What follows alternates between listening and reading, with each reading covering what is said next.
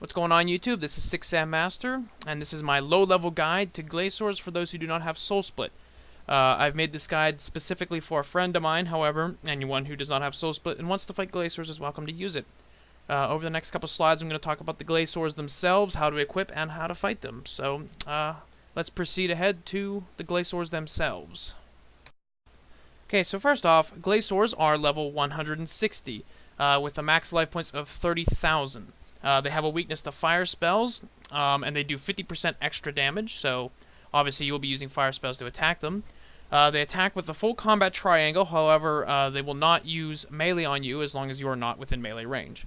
Their attacks with their max hits, both magic and ranged, have a max hit of 980, and the magic attack has a chance of freezing the player. These attacks can be easily identified. The magic attack is a blue orb that it launches out of its left sickle, I believe, and the ranged attack is a spike that it shoots out of its right sickle, and by sickle I mean its hands, arms, things, whatever you would call those. Deflect magic will not reduce the damage of the magic attack, however it will prevent you from being frozen, but the deflect missile attack will cut the range damage in half.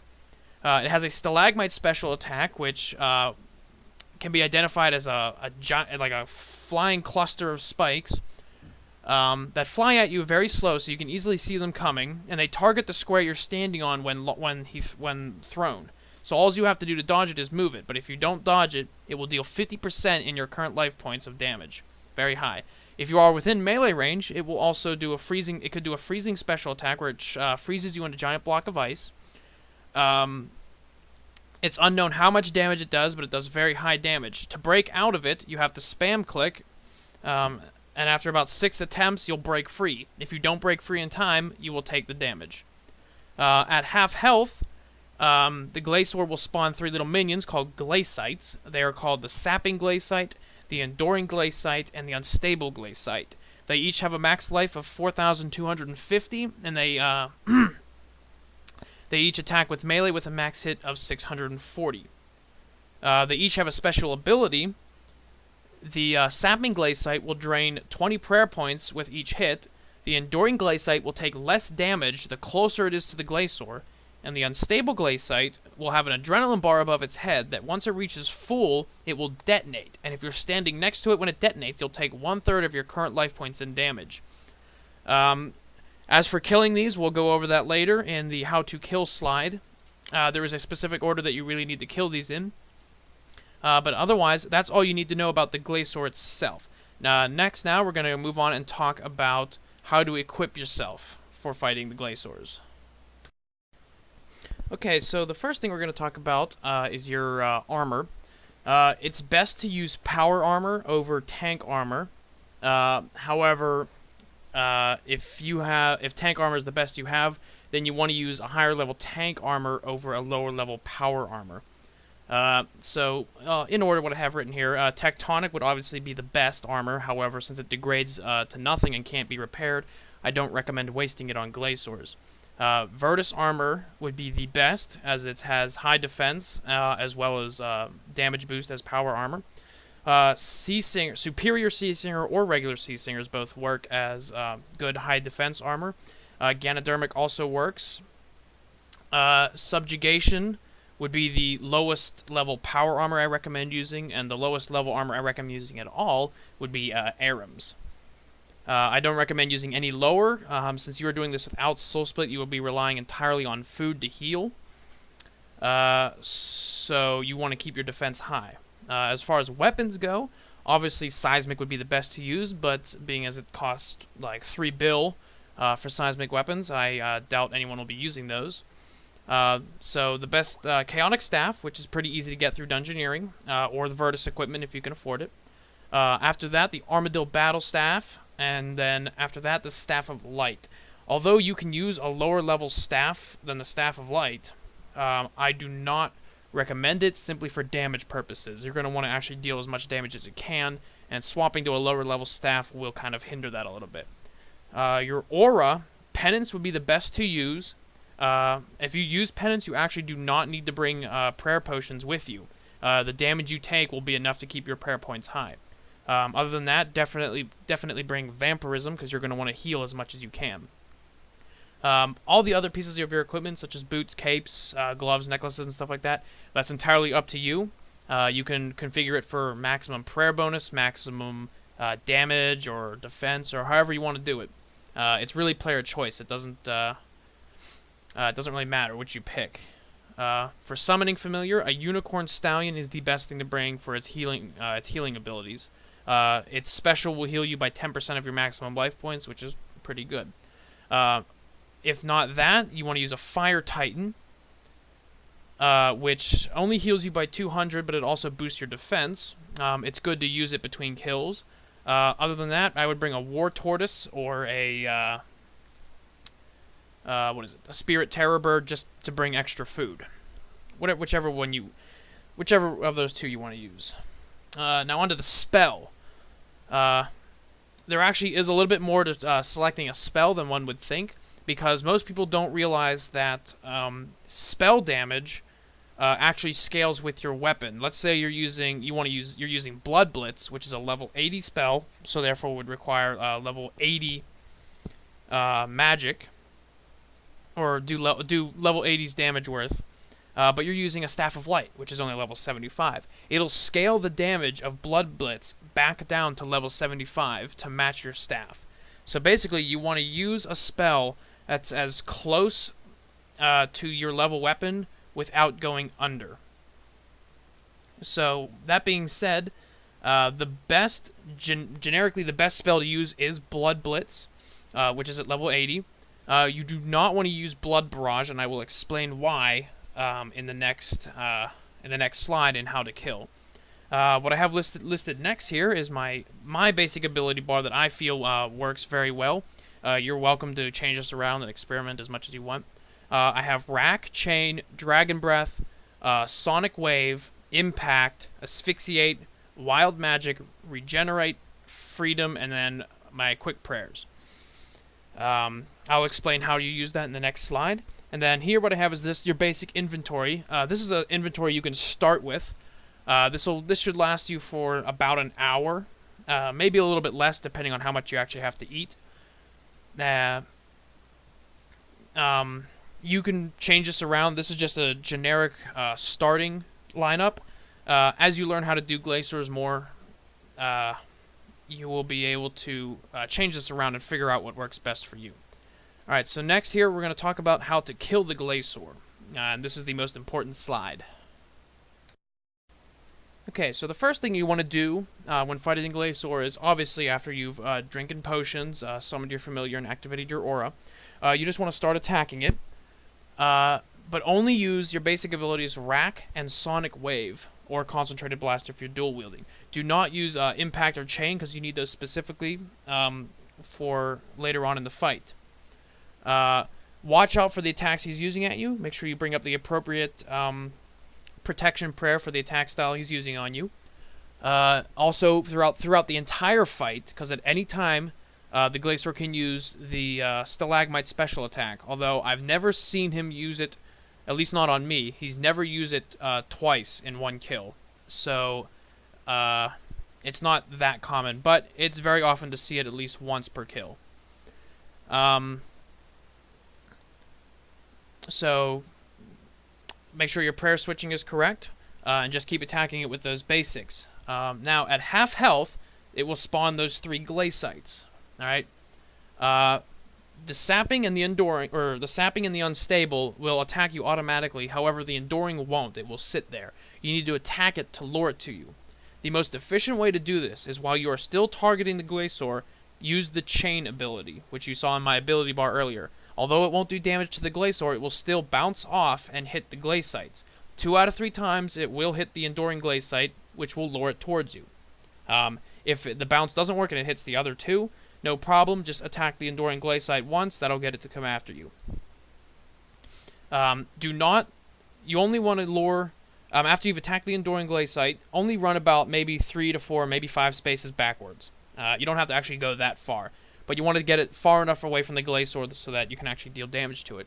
Do not run any farther than maybe 6 spaces back, because if you take it too far, the Enduring Glaciate will actually slide back to the Glacor, and you have to attack it again to bring it back out. It extends the kill, and it's not very efficient. Now, once you have the Glaciates attacking you, this is the most crucial part, and that is killing the Glaciates in a proper order. This is where you do not want to use Blood Barrage, because if you cast Blood Barrage on one, it most likely will hit the other two, and it's very easy to screw up your kill order. So this is why I do not recommend using do not recommend using Blood Barrage. All right. So the ideal kill order is to kill the Sapping Glaciate first, the Enduring Glaciate second, and the Unstable Glaciate last, because the Glacor will inherit an ability based on the last Glaciate killed. If the Sapping is killed last, the Glacor will drain 20 prayer points with each hit. If the Enduring one is killed last, the Glacor will take 60% less damage, which is very annoying. And if the Unstable is killed last, then the Glacor will detonate after a short time.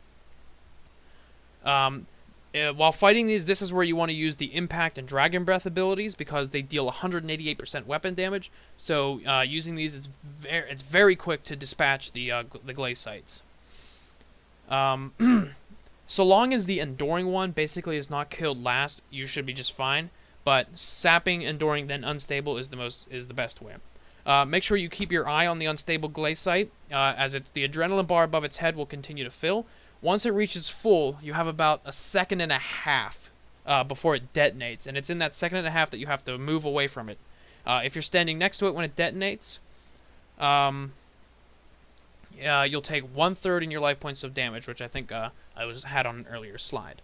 All right. So after you've killed the Glaciates, assumedly in the proper order, you go back to attacking the Glacor. However, just use the Asphyxiate ability. It's very possible for Asphyxiate to do upwards of 5,000 damage per hit. And since the Asphyxiate attacks 4 times, that's up to 20,000 damage. Since the Glacor only has 15,000 at this point, it's very easy for you to just finish it off. So that will kill the Glacor off quickly. You go over, pick up your drops, and then proceed to the next Glacor. The only difference now is, instead of getting it down to the next Glacor down to half health, with basics, use Wild Magic, or preferably Asphyxiate if it's cooled down, and then proceed to your kill from there. All right. So now what I'm going to do next is I'm going to show you 4 kills. The first 2 will be in slow motion, and to show you how the kill goes through, and then the last 2 will be at regular speed, so you can just see just how fast these kills can be. All right. So here we go. Okay. So obviously we start with attacking it, and start using basic abilities. Now what I like about this first kill is you'll see right here, he's going to slam both of his hands into the ground. See? And here comes that Stalagmite special attack. You see all I did was move 1 square north to dodge the attack. Alright, and then I resume, I can see a range attack incoming. I activate Protect Range. Alright, and then I just resume my basics. You can see they're doing some pretty heavy damage, so it does not take long to bring him down to half health. This is actually very slow at half speed. So anyway, you see half health, spawns the 3 Glaciates. I used the Chain ability. See how it ricocheted? It did hit the Enduring Glaciate, so all I had to do now was run back a couple squares. You see that? I only did like maybe 3 or 4 squares. Attacked the Sapping with Impact. Killed it quickly. Turn to the Enduring. Use Dragon Breath. Basics. Now you can see the Glacor switch to Magic, and I'll recognize that here in a second and switch my prayer. Now you see the Unstable got his Adrenaline bar to full. Run away from it. It'll detonate. You won't take damage. Attack it once just to finish off its health. Maybe sometimes you have to actually hit it twice. And then resume to attacking the Glacor. Now you can see what I did there. I used the Freedom ability because, as you can see, it's using its magic attack. I didn't recognize it, so it froze me. That's why you have the Freedom ability on there. You'll know when you're frozen. You'll hear a freezing sound. And as you can see here, I returned to the Glacor and just immediately started using Asphyxiate. It wasn't enough to quite finish him off, so you usually only have a little bit of health left, so you just use some basics to kill it. Turn off prayer. You don't have to turn off prayer. You can keep it on if you want. Pick up your drops. And then move on to the next kill.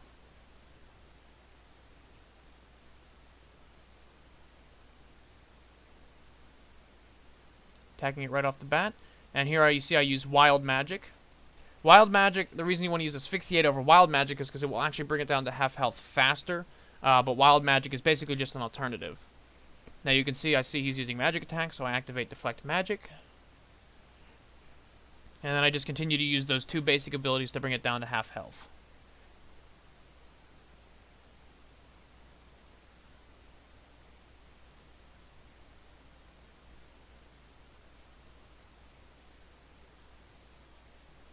Alright, half health, it spawns the Glacites.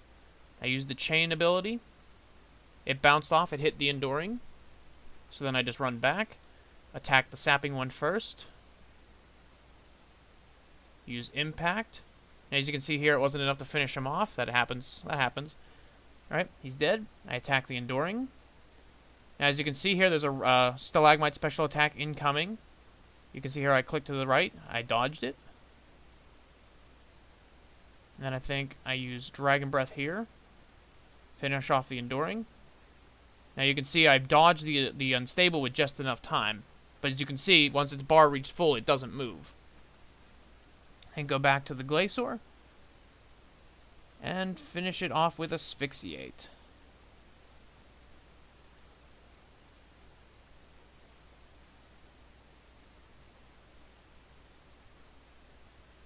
Deactivate Prayer. Which, again, you don't have to really do that if you don't want to. You can keep it up.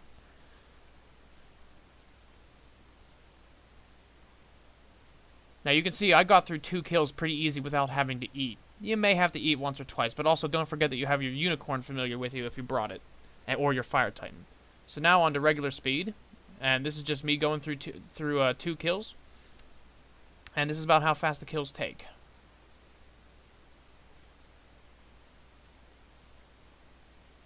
Now, as you can see, I screwed up and I accidentally used the Chain ability there, so I attacked the. I had to actually attack the Glacite, the Enduring Glacite.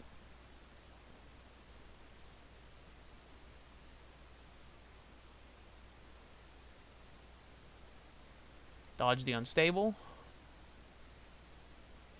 Finish off the Unstable. And you can see my health is starting to get low here, so I am going to probably eat my first piece of food here pretty soon. Asphyxiate. Finish it off. Pick up the drop. Don't be afraid to eat. Don't try to conserve your food, because you're going to want the inventory spaces to pick up drops. Wild Magic. Wasn't enough to finish it off, but that's normal. Use Basics to bring it down to half health. Use Chain on the Glacites. Again, here the Chain did not bounce into it, so I actually had to attack it again. Turn to the Sapping. Kill the Sapping. Turn to the Enduring. Kill the Enduring. Turn to the Unstable. Kill it. Then return to the regular Glacor. You see I dodged another Stalagmite special. And just finish it off. Alright. And that is how you do that. I hope this guide was helpful to anybody. I might be making a Soul Split guide here in the future. But maybe not. So, thank you for your time.